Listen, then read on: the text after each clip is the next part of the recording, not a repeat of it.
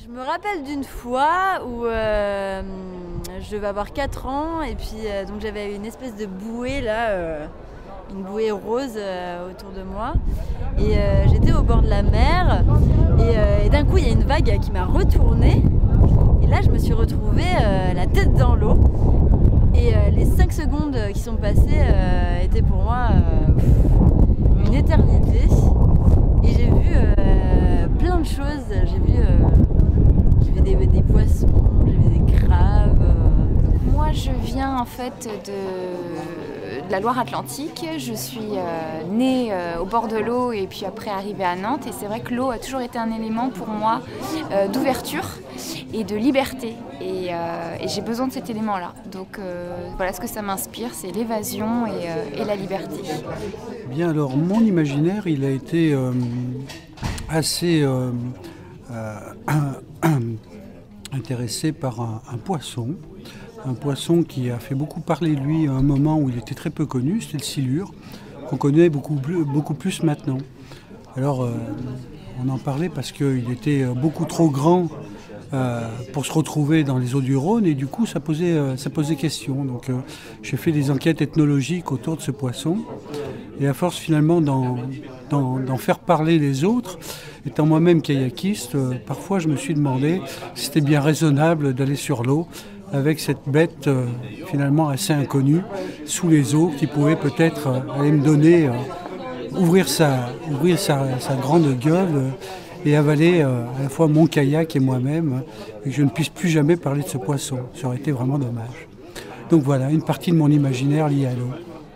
Alors l'eau pour moi est à la fois fascinante et reposante, mais surtout angoissante, puisque un jour, alors que je faisais du canoë en Ardèche, j'ai complètement eu une grosse crise d'angoisse sur le canoë, à tel point que je voulais rester sur le bord et ne plus continuer. J'avais peur des rapides, peur du côté incontrôlable de l'eau, peur de tomber du canoë. J'avais peur parce qu'on se retrouvait en arrière sur le canoë au lieu d'aller en avant. Et du coup, j'avais qu'une envie, c'était d'en finir. Parce que je ne voyais pas trop ce qu'il y avait au fond non plus. Il y avait pas mal de courants. Et de ce fait, je pense que je ne renouvellerai jamais l'expérience de retourner sur un petit bateau dans n'importe quelle eau. Moi, un jour, j'ai pensé, en étant dans l'eau comme ça, j'ai pensé que je coulais en fait. Et je me suis dit, en coulant, j'allais arriver au fond, et au fond, j'allais découvrir un monde que je ne connaissais pas. Peut-être me mettre à marcher, ne plus sentir étranger à l'eau, d'être vivant complètement. Ça m'est arrivé souvent d'y penser quand même. D'un seul coup, d'être un poisson, mais un poisson humain. Et voilà, et je marche, et voilà, je découvre. C'était il y a quelques années. Je suis partie en vacances en Croatie et je me suis baignée donc, dans l'Adriatique, qui est une mer très très salée. Plus je m'enfonçais en fait dans l'eau et plus j'entendais des craquements. Alors je ne savais pas si ça venait du sel ou des bateaux au loin, mais je me suis imaginé justement un bateau qui arrivait comme ça et qui traînait ses chaînes au fin fond de la mer. Et ça m'a fait très peur.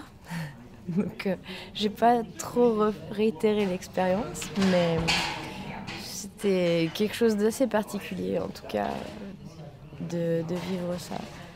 L'eau pour moi c'est aussi une chose, c'est pas que de l'imaginaire, c'est aussi comment créer l'imaginaire. Et en fait je m'en suis rendu compte quand j'étais gamin. C'est-à-dire j'avais un chien. Enfin mes parents avaient un chien, un cocker spaniel. Et quand ils partaient bosser, que je pouvais me retrouver un peu seul avec le chien quand ils n'étaient pas là, du coup il restait sa gamelle d'eau. Et c'est de là où pour moi je me suis dit qu'en fait on pouvait créer avec de l'imaginaire. Où en gros du coup j'ai commencé en fait à inventer des formules magiques. J'adorais Astérix, Obélix. quand j'étais petit. Et donc du coup je me suis dit c'est super, je vais rendre mon chien super fort et méga courageux, et comme ça il pourra soulever des montagnes, me porter sur son dos alors qu'il était tout petit. Et voilà, j'ai commencé à vouloir lui concocter des potions avec bien évidemment énormément d'eau, du coup qui a été la base, le liant de cette décoction, et des produits lentilles de ma mère aussi, tout ce que je pouvais trouver dans le placard pharmaceutique. Et il s'est révélé que du coup j'avais voulu faire des tests, et mon chien était beaucoup plus fort que moi. C'est-à-dire qu'il n'a rien voulu boire. Il avait la gamelle d'eau, la gamelle de ma potion, il n'a pas goûté une seule goutte de ma potion et s'est nourri de l'eau. Alors qu'il aurait pu avoir tellement d'imaginaire derrière avec tout ce que j'avais préparé. Et ce jour-là, je me suis rendu compte qu'effectivement, l'eau pouvait créer l'imaginaire. Mais aussi grâce aux produits lentilles.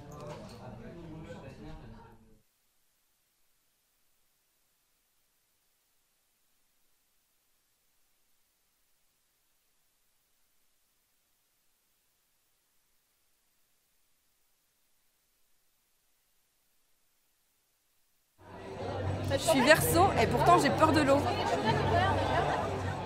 Je vais souvent à un lieu-dit, à une vieille maison, qui a comme nom la Goutte Longue, et dans un petit village d'Auvergne.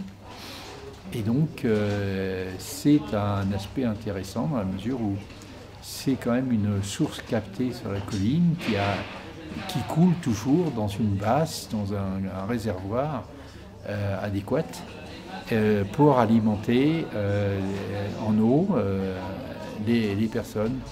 Et beaucoup de gens continuent à s'arrêter, à venir faire leur plein d'autres sources à cette basse.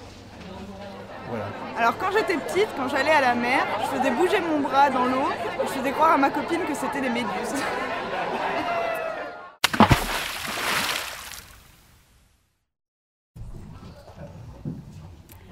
Alors j'étais petite, je viens de la campagne, j'habitais en Creuse, qui est un tout petit département au centre de la France où il y a beaucoup de rivières. Et j'adorais aller me baigner dans la rivière. Je pense que c'est de là que me vient mon amour pour l'eau. Et donc à chaque fois que je vois de l'eau, ça continue à avoir ce pouvoir apaisant sur moi. Et tu parlais de Bachelard tout à l'heure, moi ça fait partie des lectures qui m'ont parlé parce que ce pouvoir de rêverie de l'eau, je le ressens vraiment. Et donc cette anecdote, j'en aurais plein parce que l'eau c'était vraiment un de mes plaisirs favoris quand j'étais gamine. J'allais beaucoup à la rivière et puis dans les étangs. Et ce que j'adorais, c'était glisser. Donc je me mettais dans l'eau même si elle était froide, je m'en foutais. De toute façon l'eau des rivières elle est toujours froide. Et je glissais, je me laissais glisser dans l'eau, quoi.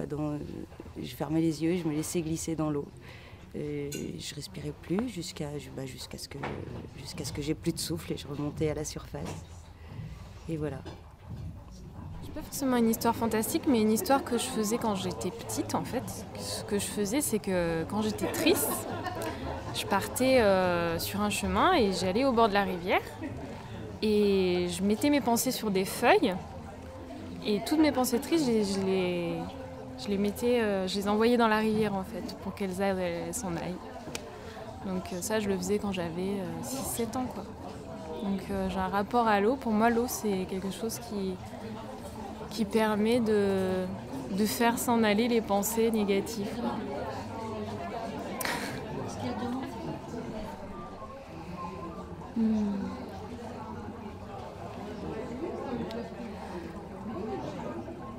J'ai pas un rapport uniquement usuel à l'eau, je crois pas.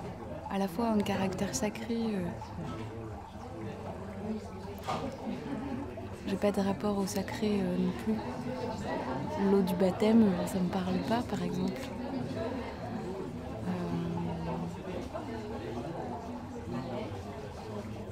Donc,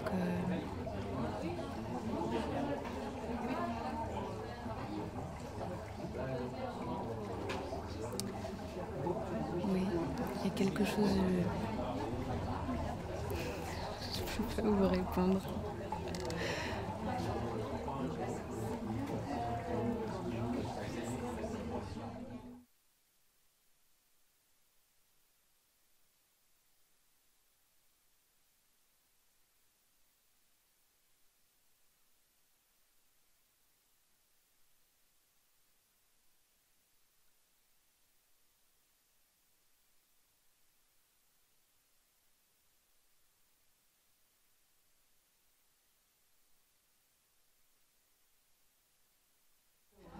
Vous vous êtes mis dans votre baignoire, vous avez écouté votre corps et vous êtes rendu compte de ça. Vous l'avez intellectualisé quelque part.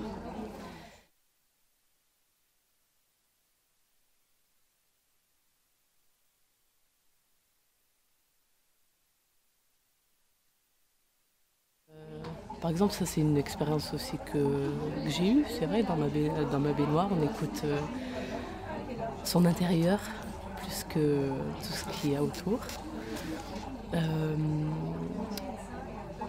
Mais ouais, pour moi, l'eau, c'est vraiment l'eau vive.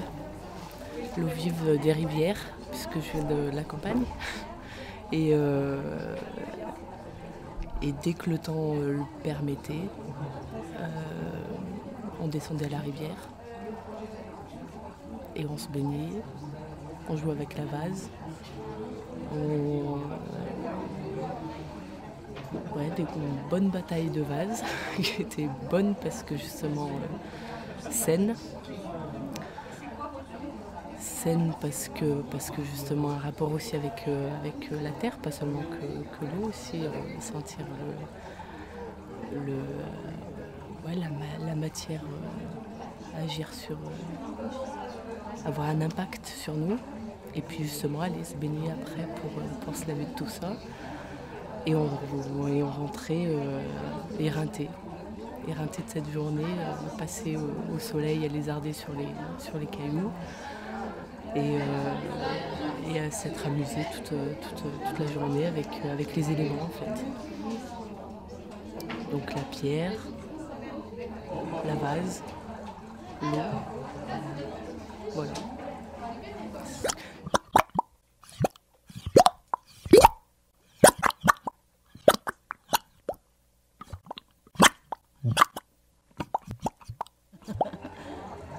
Rien qui me vient, ça me rappelle juste quand j'étais petite et que je faisais des barrages. Mais c'était pas du tout dans la ville, c'était dans les Pyrénées, dans la montagne, sur un ruisseau. Tous les ans, on allait au même endroit en vacances. On était 3-4 enfants, entre on va dire 5 et 10 ans.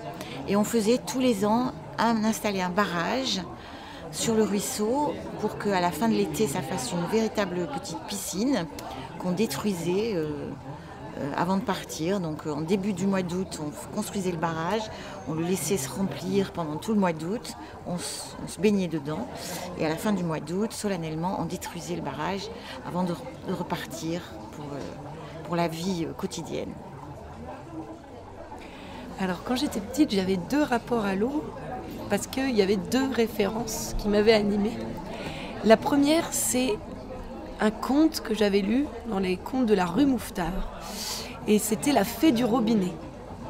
Donc j'espérais qu'à chaque fois que je me lave les dents, une petite fée allait sortir. Elle n'est jamais sortie. Et puis la deuxième référence, qui était beaucoup plus inquiétante, c'était que j'avais vu, quand j'étais un peu jeune, le film des Gremlins. Et les Gremlins, il ne faut pas les mouiller, les mettre dans l'eau après minuit. Sinon, ils se multiplient et voilà.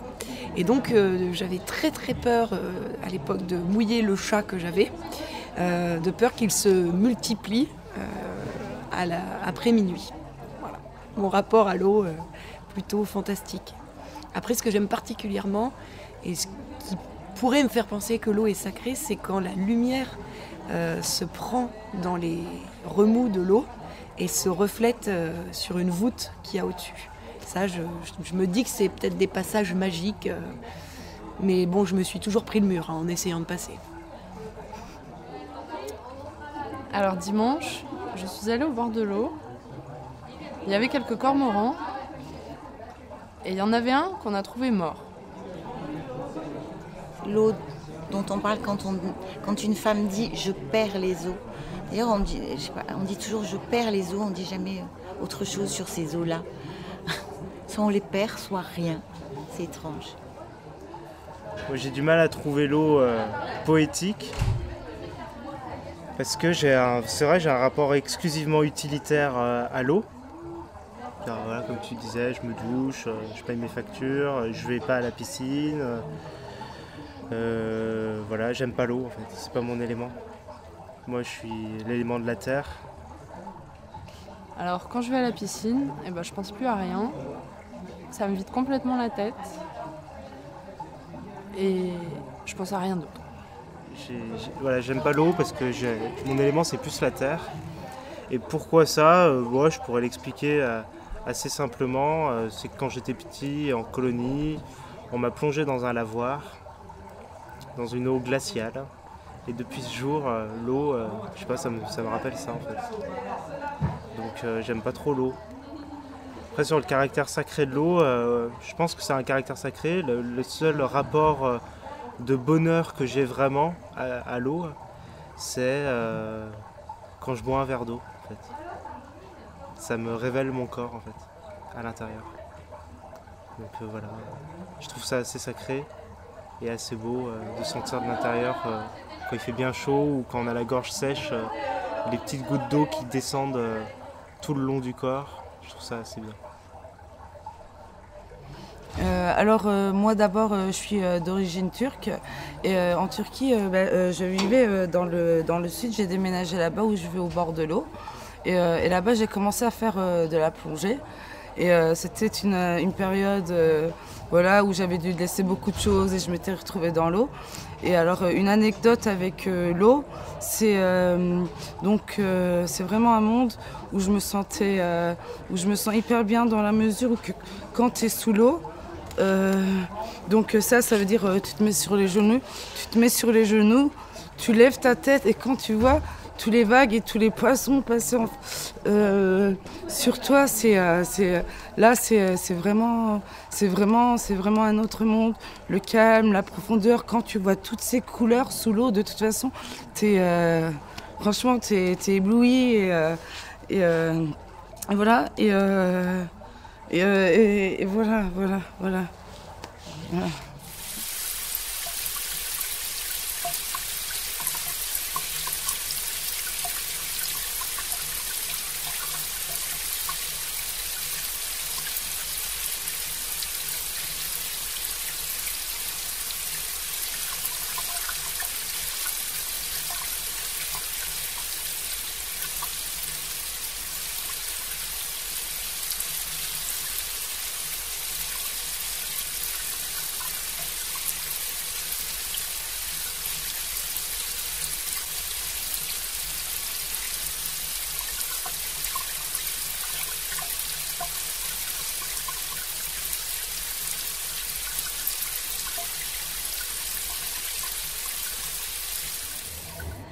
Alors, un moment poétique avec de l'eau, moi ça me rappelle mon enfance où chaque été mes parents me jetaient chez ma grand-mère à Sisteron. Et en fait, à Sisteron, il y a la Durance qui passe et il y a le Buèche. Le Buèche, c'est un cours d'eau qui se jette dans la Durance. C'est un endroit où il y a plein de panneaux qui te disent interdiction de te baigner parce que tu as des lâchers d'un barrage qui est un peu plus haut. Donc en fait avant tu pouvais te baigner sans problème, mais depuis qu'il y a le barrage, forcément ils font des lâchers d'eau et du coup le barrage a rendu cette zone dangereuse. Quoi qu'il en soit, on n'avait rien à faire. On allait quand même se baigner là-bas. Et en fait, la poésie, elle était dans le lieu, c'était... T'avais des gros galets sur lesquels il y avait un dépôt de terre qui avait été laissé par l'eau du Buèche. T'avais un petit endroit où tu pouvais plonger, il devait y avoir peut-être 1,50 m de profondeur. Et, voilà. Et du coup, la poésie, elle était dans ces galets, dans cette eau qui malheureusement n'était plus libre, mais qui était quand même là, bien vivante. Elle était dans ces enfants dont je faisais partie qui sautaient dans l'eau. Et l'aspect sacré de l'eau, l'été, avoir la chance d'être à côté d'un cours d'eau et pouvoir se jeter dedans, ça pour moi c'est quelque chose de sacré.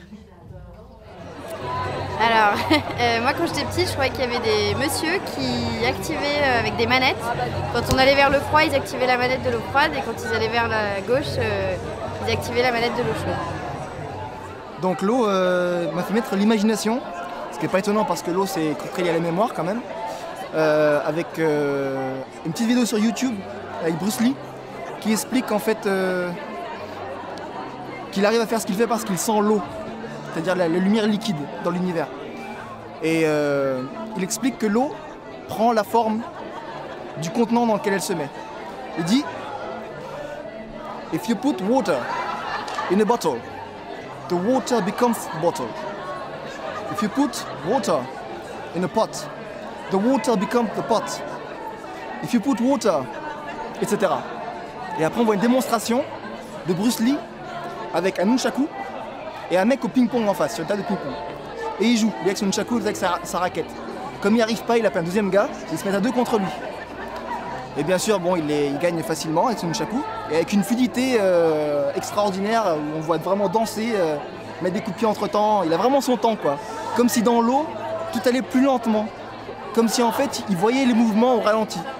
Mon anecdote, c'est le rêve de la baleine, où notre maîtresse nous emmène pour visiter le lagon, avec tous les poissons multicolores et toutes les algues et tout. Et là, on rencontre un groupe de baleines sauvages et qui sont malades et qui ont le corps tout troué partout.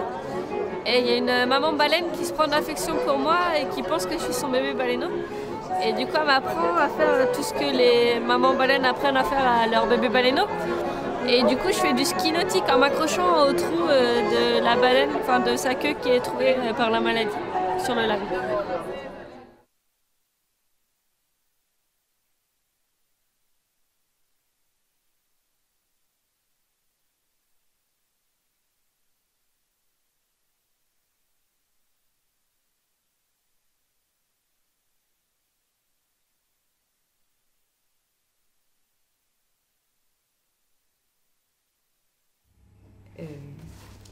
Moi, quand j'étais petite, mes parents avaient une piscine toute petite, hors sol, en tôle, de 80 cm de profondeur.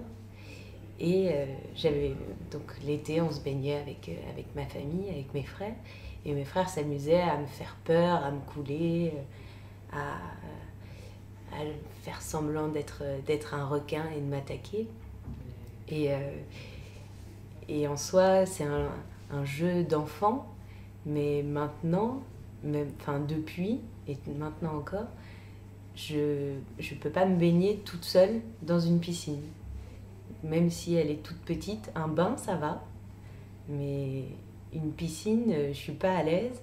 Et si je mets la tête sous l'eau, je ressors vite en me disant merde, il y a un truc qui peut m'attaquer, qui va surgir de nulle part et qui va m'attraper la jambe et me bouffer. Donc voilà. Après, Alors moi déjà je trouve que quand on est sous l'eau, on est complètement déconnecté du monde extérieur et c'est assez effrayant en fait.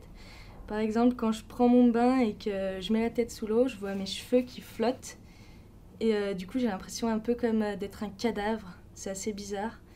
Et du coup après je m'imagine qu'il y a une femme aux longs cheveux noirs qui va sortir de la bouche d'évacuation et qui va venir me manger tout cru. Un peu comme la femme dans les films d'horreur du type Le Cercle, des trucs comme ça. Du coup c'est assez effrayant. Voilà. Donc moi je vais vous raconter une anecdote assez banale que tout le monde a pu vivre un petit peu. C'était il y a une semaine et demie sur un tournage, un ami qui a bu un petit peu et qui était complètement bourré et qui s'est endormi sur le canapé. Et on a essayé de le réveiller et le seul élément qui a réussi à le réveiller, c'est de l'eau, tout simplement. Et je me suis dit, vraiment, pour combattre des trucs comme l'alcool, il n'y a que l'eau qui arrive à ranimer la vie. Et c'est vraiment le combat j'ai l'impression du bien contre le mal, de l'alcool contre l'eau. Et c'est assez intéressant même de savoir qu'il y a toujours de l'eau dans chaque boisson alcoolisée. Donc parce qu'il y a toujours un petit peu de bien dans le mal. Et on n'arrive jamais à savoir de quel côté placer l'eau qui peut être et un danger et une aide précieuse. J'étais petit, je devais avoir 3 ou 4 ans et je faisais mes premiers pas en natation. Et je me souviens que j'étais à Toulon, donc dans la piscine qui appartenait à une maison d'amis à mes parents. Et en fait, un jour, j'ai voulu faire le malin. J'étais sans surveillance. J'ai enlevé mes brassards et j'ai voulu aller là où je n'avais plus pied. Et j'ai commencé à paniquer car là où je n'avais plus pied, je commençais à m'agiter. Je commençais à ne plus pouvoir nager. J'ai rapidement commencé à me noyer. Et là, en fait, j'ai eu la chance, l'énorme chance que mon frère passe à ce moment-là, il m'a sauvé de la noyade. Et je me souviens très bien de l'avoir vu entre l'eau et la surface, courir vers la piscine, faire un plongeon de sauveteur et me sortir de l'eau. Et étrangement, ces vacances-ci, j'en garde un très bon souvenir, même si en réalité j'ai frôlé la mort. Parce que je ne sais pour quelle raison, même encore aujourd'hui, je rêve très, très régulièrement que je retourne dans cette maison. Et dans mes rêves, cette maison est souvent liée à l'eau. Alors, par exemple, il n'y a pas plus tard qu'une semaine, j'ai rêvé qu'une rivière traversait cette maison. Pourquoi, je ne sais pas, mais très régulièrement j'y vais et ça me rappelle ces vacances. Et malgré tout, même si ce souvenir-là est un mauvais souvenir, mes vacances restent, elles, un très très bon souvenir. C'est marrant parce qu'on fait tous des rêves et quand on se réveille, on se dit « Oh là là, j'aimerais bien que ça se réalise ». Mais quand on fait des cauchemars, c'est totalement l'inverse. En fait, on se réveille et on se dit « Punaise, je suis encore dedans, qu'est-ce qui se passe ?» Et moi, en fait, mon pire cauchemar, c'était avec l'eau. En fait, on allait faire du patin à glace, donc sur un lac, j'étais avec ma famille.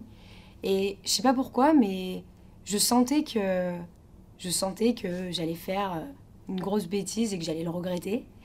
Et du coup, j'avais l'envie, quelque part, d'aller là où il fallait pas. Et on passait notre après-midi, tout se passait bien. Et du coup, dans mon cauchemar, bim, à un moment, je suis allée trop loin et je suis tombée, j'étais sous la glace. Et là, je me suis perdue et j'étais coincée, en fait. Et à ce moment-là, je me suis réveillée dans mon lit et j'ai allumé la lumière et je me suis dit, est-ce que c'est vrai ? Et qu'est-ce qui se passe ? Qu'est-ce qui s'est passé ? Est-ce que c'est vrai ? Et là, je me suis rendu compte que j'ai eu vraiment peur que ça arrive. Donc avec les cauchemars que je fais, il y en a un par exemple c'est un peu comme un tsunami. On voit une grosse vague qui arrive, je suis avec mes parents et tout à la plage, mes amis et tout, même mes animaux. Et en fait, il y a la grosse vague qui arrive et là, ça fout le bazar un peu partout. Et donc je ressors de l'eau et donc j'arrive à marcher et tout. Et là, je commence à chercher un peu tout le monde et les gens, je les trouve pas. Donc ça me fait un peu stresser. Et donc du coup, après, je me réveille un peu paniquée. Et quand je vois les gens que je cherchais, en général, après, je me sens beaucoup mieux. Je devais avoir 5-7 ans dans cette période-là. Et j'étais à la plage en Bretagne avec mes parents et mon grand frère. Et donc j'étais dans l'eau, j'étais en train de barboter et je vois quelque chose de bizarre qui s'approche vers moi. Donc je prends peur, je sors de l'eau et là je me rends compte que c'est une méduse. C'est la première fois que je vois une méduse de ma vie. Et elle s'échoue devant moi en fait. Donc mon père intervient, me dit qu'il faut surtout pas toucher parce que ça peut me brûler, que ça peut me piquer. Mais j'ai encore cette image de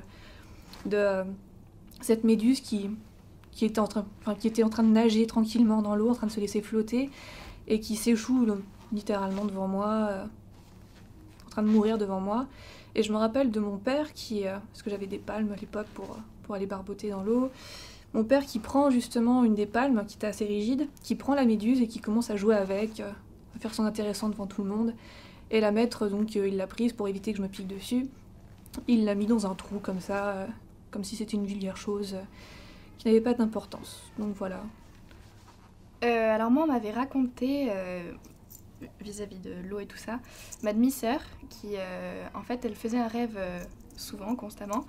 Elle était au milieu de l'océan, comme ça, il n'y avait personne, et elle avait l'eau jusqu'à la taille à peu près.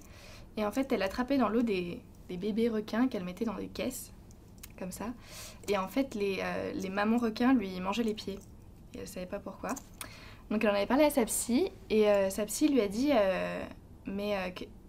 est-ce qu'il vous arrivait quelque chose quand vous êtes né? Et en fait, elle a demandé à sa mère. Et apparemment, quand elle est passée du milieu aquatique, du ventre quoi, à l'extérieur, elle a eu un problème de respiration où j'ai pas trop compris ce que c'était. Et ils l'ont séparée de sa mère pendant plusieurs heures. Et du coup, voilà, elle faisait un rêve vis-à-vis de ça. Bon, alors, moi j'ai un souvenir un peu étrange avec l'eau. Donc c'est quand j'avais un peu moins de 3 ans, j'étais à la piscine, j'ai voulu rejoindre ma mère qui était en train de nager, sauf que je ne savais pas encore nager et je n'avais pas de bouée. Donc j'ai sauté dans l'eau et je me rappelle que ça m'étonnait de ne pas rester à la surface, parce que d'habitude je flottais et puis je nageais vu que j'avais mes bouées. Et on m'avait apparemment appris à retenir ma respiration, parce que je me rappelle être en train de descendre au fond de l'eau, sans paniquer, en regardant ce qui se passait. C'était bizarre, j'ai encore jamais regardé sous l'eau. Il me semble me rappeler de cris, mais ça, j'en suis pas sûr. Et puis, c'est allé très vite. Il y a ma mère qui est revenue, qui est venue me chercher. Elle m'a sorti de l'eau. J'ai respiré, mais j'ai pas eu peur. Et en fait, ce que je trouve drôle, c'est que par la suite, je me suis retrouvé dans des situations, soit en plongée sous-marine, soit en bateau, avec des saltants en mer ou des vagues assez importantes, à jamais avoir peur de l'eau ni des poissons. Et je sais pas si c'est cette expérience finalement qui s'est bien passée alors que ça aurait pu être un drame, qui m'a en quelque sorte vacciné contre la peur aquatique. Voilà. Alors moi, mon rapport à l'eau, il a un petit peu tourné par rapport à des souvenirs d'enfants, parce que j'avais un père qui allait à la pêche, donc on était souvent au bord des étangs, au bord des rivières. Et sinon aussi par rapport à la mer, parce qu'on a été souvent en vacances à l'océan. Et en fait, à l'océan, quand on est petit, je crois que les vagues, on les voit immenses. Et du coup, moi, je fais des rêves toujours où je vois des vagues complètement démesurées, genre comme un tsunami.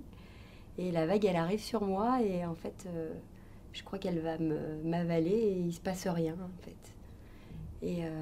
Et du coup, ça me fait penser à une sensation, parce que quand on est gamin et qu'on est en train de jouer tout le temps dans les vagues, il y a les rouleaux qui nous embarquent. Puis à chaque fois, on se retrouve sur le sable, par terre, on rigole bien. Et en fait, quand on était gamin, du coup, le soir, quand on avait joué beaucoup dans les vagues et qu'on allait au lit pour se coucher, on avait l'impression, en fait, une fois qu'on était allongé, qu'on avait encore le mouvement des vagues, ça tanguait, on avait encore cette espèce de roulement, et c'était assez drôle, quoi. Voilà. Alors moi, en fait, j'ai jamais vraiment eu peur de l'eau. Enfin, pourtant, j'ai failli me noyer dans la mer ou dans la piscine à vagues du Cap d'Agde. Et un jour, j'ai vu le film Breaking the Waves, et je sais pas pourquoi, ça m'a traumatisée à propos de l'eau. Et du coup, tous les ans, on va au bord d'un lac. On a un copain qui a une maison là-bas, et la tradition, c'est de prendre le canoë et de le retourner au milieu du lac. Et cet été, en fait, j'ai fait une véritable crise de panique, parce que je voyais pas, même mes mains qui étaient à 30 cm de moi, je les voyais pas, c'était tout noir. Et j'ai pas arrêté de m'imaginer qu'il y avait des monstres en dessous ou je sais pas quoi. Et du coup, le moindre courant, la moindre feuille, même en essayant d'être le plus pragmatique possible, j'étais persuadée que c'était des trucs qui allaient me bouffer. Et du coup, j'étais complètement paralysée. Et mes potes, ils me croyaient pas, ils me prenaient pas au sérieux. Et du coup, je me suis mise à pleurer et ils ont dû me remettre dans le canoë.